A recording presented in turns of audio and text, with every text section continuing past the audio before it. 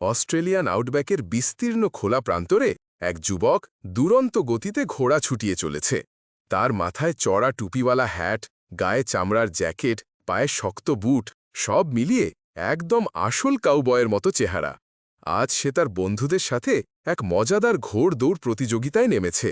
চলন্ত ঘোড়ার পিঠে থেকে রশি ঘুরিয়ে সামনে লক্ষ্য ভেদ করা। ঘোড়ার পায়ের নিচে ধুলো উড়ে উঠছে, বাতাসে উত্তেজনার গন্ধ। পিছনে আরও কয়েকজন কাউবয়, সবাই একই রকম পোশাকে, সবাই দারুণ দক্ষ। তারা সবাই সেই একই টার্গেটের পেছনে ছুটছে।